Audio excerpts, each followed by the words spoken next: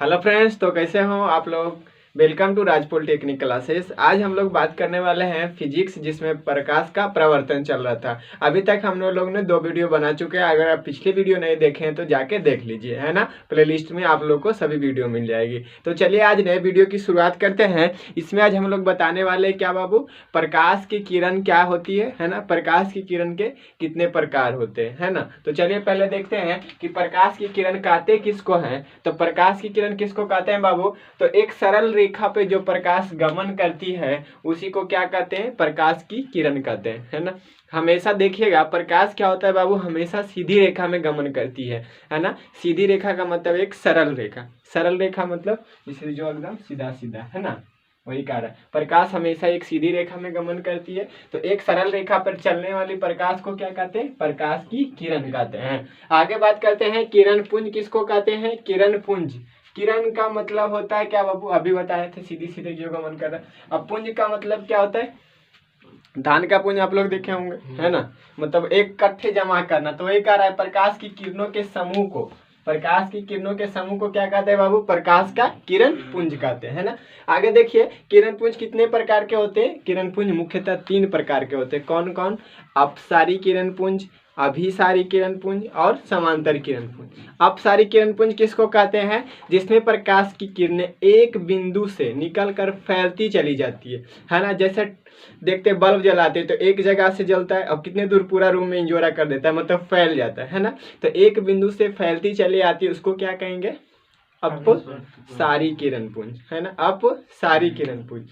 दूसरा होता है समांतर किरण पुंज। समांतर किरण पुंज क्या होता है बाबू, ऐसा किरण पुंज जिसमें प्रकाश की किरणें एक बिंदु के दूसरे एक किरण एक दूसरे के समांतर क्या हो, एक दूसरे के आसपास घूमते रहे। जैसे देखिए यहाँ पे ये जो है दिख रहा है आपको क्या, समांतर किरण पुंज। ये पहला वाला चित्र किसका है, पहला है अपसारी किरण पुंज, अपसारी किरण पुंज।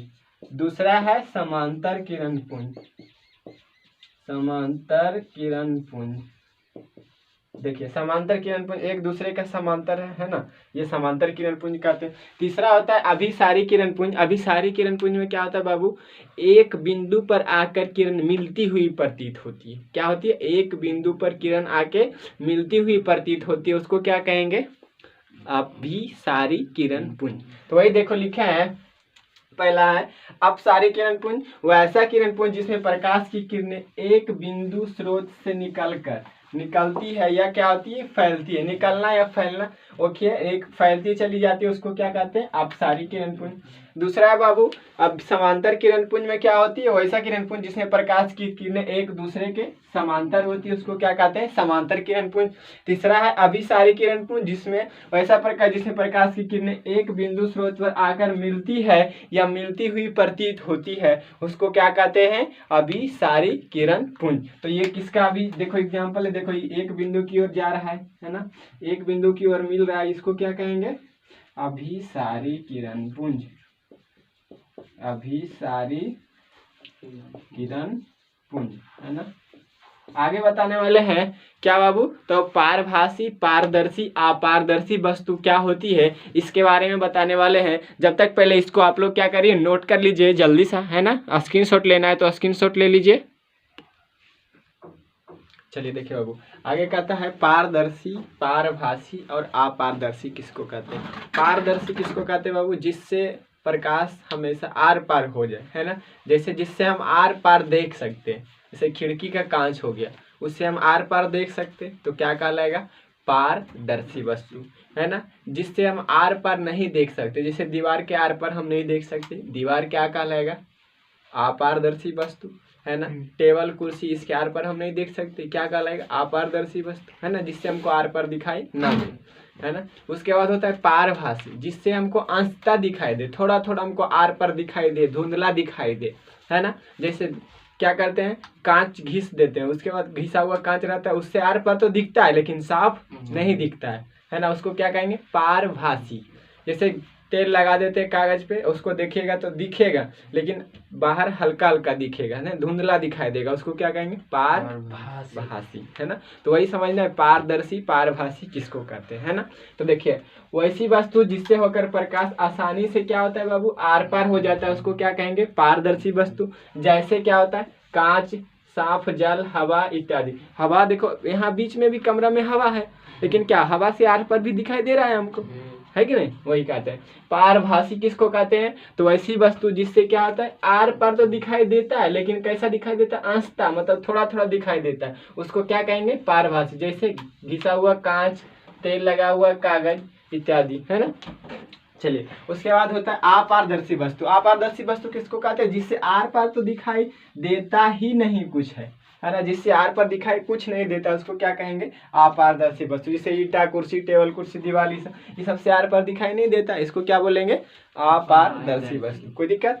अब आता है प्रकाश का प्रवर्तन। ये बहुत इंपॉर्टेंट क्वेश्चन है बाबू, ये हमेशा पूछा जाता है। प्रकाश के प्रवर्तन से आप क्या समझते हैं, है ना। प्रकाश के प्रवर्तन किसे कहते हैं, है? प्रकाश के प्रवर्तन का नियम लिखें।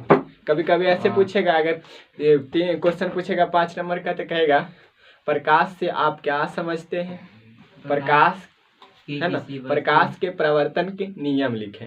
तो प्रकाश बताएंगे, प्रकाश वह भौतिक कारक है जिसकी सहायता से हम किसी वस्तु को आसानी से देख पाते हैं। उसके बाद प्रकाश के प्रवर्तन के नियम लिखेंगे, या प्रकाश किसे कहते हैं, है ना। उसके बाद आता है कभी कभी क्वेश्चन, प्रकाश के प्रवर्तन से आप क्या समझते हैं, प्रकाश के प्रवर्तन के कितने नियम हैं, है ना। तो पहले प्रकाश के प्रवर्तन का डिफिनेशन देंगे, है ना, उसके बाद चित्र बना देंगे, और उसके बाद क्या लिखना है? प्रकाश के प्रवर्तन का नियम लिखना है, जो कि अभी हम बताने वाले हैं। चलिए देखें, प्रकाश के प्रवर्तन किसको कहते हैं? तो प्रकाश की किसी वस्तु पर टकरा कर लौटने की क्रिया को क्या कहते हैं? प्रकाश का प्रवर्तन कहते हैं। जैसे समझना, देखिए यहाँ पे सूर्य था, यहाँ से प्रकाश क्या आया बाबू? इधर से ऐसे प्रकाश आया, और यहाँ पे दर्पण कहीं पे पड़ा, और उसके बाद क्या हो गया? लौट गया। तो प्रकाश आया और लौट गया, इस घटना को क्या कहेंगे? प्रकाश की घटना को। घटना जो यहाँ पे हुआ, इधर सूर्य से आया प्रकाश की किरण, यहाँ पे पड़ा, और पड़ने के बाद ही पुनः लौट गया उसी माध्यम में, तो इस माध्यम को क्या कहेंगे? प्रकाश का प्रवर्तन, है ना। वही देखिए यहाँ पे हम अच्छा से बना दिए बाबू, है ना। प्रकाश के प्रवर्तन किसको कहेंगे? कोई प्रकाश है, देखो यहाँ सूर्य से प्रकाश आ रही है, तो जो प्रकाश आएगी उसको बोलेंगे आपतित किरण। जो किरण जो आके पड़ रही है उसको क्या बोलेंगे? आपतित किरण। जहाँ पे पड़ेगा उस बिंदु को बोलेंगे आपतन बिंदु। जिस बिंदु पे आके प्रकाश पड़ती है उसको क्या बोलते हैं? आपतन बिंदु, है ना। उसके बाद आपतन बिंदु से क्या होती है? पुनः उसी माध्यम में लौट जाती है, उसको क्या बोलते हैं? परावर्तित किरण। आने वाले किरण को आपतित, जाने वाले किरण को परावर्तित, है ना। इसी बीच में हमें क्या करते हैं? लंब डाल देते हैं। लंब का मतलब 90 डिग्री, ऐसे ऐसे लंब देखो, है ना। कहते हैं इस क्या है? समकोण है। यहाँ पे जो कोण बन रहा है कितना डिग्री का? 90 डिग्री का। तो वही कह रहा है कि एक लंब खींच देते हैं, उसको क्या कहते हैं? अभिलंब कहते हैं, है ना। आपतन बिंदु पे खींचा गया लंब को क्या बोलते हैं? अभिलंब। कोई दिक्कत? चलिए आपतित किरण। और यहाँ पे जो नीचे आपको दिख रहा है डॉट डॉट वाला, इसको क्या बोलेंगे बाबू? समतल दर्पण। ये क्या है? एक समतल दर्पण है ना। चलिए, तो ये प्रकाश के प्रवर्तित किरण, आपतित किरण और अपतन बिंदु समझ में आ रहा है ना। इसी को क्या कहेंगे? इस घटना को प्रकाश का प्रवर्तन, है ना। देखो एक माध्यम पर आपतित किरण आया, आपतन बिंदु पे पड़ा, फिर क्या हो गया? प्रवर्तित हो गया। इस पूरे घटना को क्या कहेंगे? प्रकाश का प्रवर्तन। कोई दिक्कत? अब आगे बताएंगे प्रकाश के प्रवर्तन का नियम। जब तक इसको क्या करिए? लिख लीजिए। चलिए देखिए, प्रकाश के प्रवर्तन का नियम कहता है, प्रकाश के प्रवर्तन के कितने नियम है? प्रकाश के प्रवर्तन के निम्नलिखित 2 नियम है। कौन कौन? पहला है आपतित किरण, प्रवर्तित किरण और आपतन बिंदु पर डाला गया लंब, या इसको कहते हैं अभिलंब। तीनों एक ही तल में होते हैं।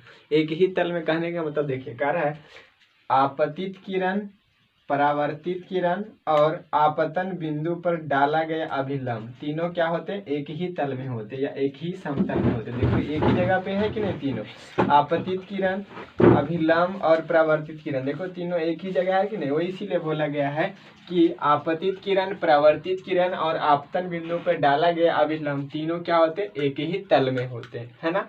और दूसरा नियम है आपतन कोण और परावर्तन कोण आपस में बराबर होते हैं। देखो आपतन कोण ये है, आपतित किरण और अभिलंब के बीच बने कोण को क्या कहते हैं? आपतन कोण। आई बराबर यहाँ पे क्या है? कोण आई बराबर कह सकते हैं आपतन कोण, आपतन कोण। अब कोण आर से सूचित किया जाता है परावर्तन कोण को, परावर्तन कोण। वही देखिए कह रहा है कि कोण आई और कोण आर आपस में बराबर होते हैं, मतलब आपतन कोण और परावर्तन कोण आपस में बराबर होते हैं। पहला नियम क्या, आपतित किरण, परावर्तित किरण और आपतन बिंदु पे डाला गया अभिलंब तीनों एक ही तल में होते हैं। दूसरा कहता है आपतन कोण और परावर्तन कोण आपस में बराबर होते हैं। कोई दिक्कत? यही क्या है, प्रकाश के प्रवर्तन का नियम है। आपसे पूछा जाए प्रकाश के प्रवर्तन के कितने नियम, प्रकाश के प्रवर्तन के 2 नियम। कोई दिक्कत? यही दोनों है ना। आपसे क्वेश्चन पूछेगा बाबू प्रकाश के प्रवर्तन से आप क्या समझते हैं, प्रकाश के प्रवर्तन के कितने नियम है। तो सबसे पहले क्या करना है, प्रकाश के प्रवर्तन का नियम लिखना है, ये वाला चित्र यहाँ तक बना देना है। उसके बाद लिखना है प्रकाश के प्रवर्तन का नियम, प्रकाश के प्रवर्तन के 2 नियम होते हैं, दोनों को लिख देना है। कोई दिक्कत? 5 नंबर कोई काटने वाला नहीं है। कोई दिक्कत? चलिए तो उसको भी छाप लीजिए जब तक चालू है। चलिए देखिए आगे बताते हैं बाबू, आपतित किरण किसको कहते हैं, आपतन कोण किसको कहते हैं और अभिलंब किसको कहते हैं, परावर्तित किरण किसको कहते हैं। देखिए जानते हैं आपतित किरण किसको कहते हैं, तो किसी सतह पर पड़ने वाली किरण को क्या कहते हैं, आपतित किरण। जैसे देखो मान लेते हैं कि ये कोई क्या है, सतह है बाबू, और ये जो किरण आ रही है तो ये सतह पर पड़ रहा है, तो ये सतह पर जो पड़ रहा है इस किरण को क्या बोलेंगे, आपतित किरण। तो वही बोले हैं किसी सतह पर पड़ने वाली किरण को क्या कहते हैं, आपतित किरण कहते हैं। कोई दिक्कत? दूसरा आपतन बिंदु, कह रहा है जिस बिंदु पर आपतित किरण पड़ती है उस बिंदु को आपतन बिंदु कहते हैं। एकदम सिंपल भाषा में लिखा है परिभाषा। देखो जिस बिंदु पर आपतित किरण पड़ती है, किस बिंदु पे पड़ रही है, तो देखो तो यहाँ पे बताए थे कि ये बिंदु पर पड़ रही है, तो वही लिखे जिस बिंदु पे आपतित किरण पड़ती है उस बिंदु को क्या कहते हैं, आपतन बिंदु कहते हैं। कोई दिक्कत? सिंपल भाषा में।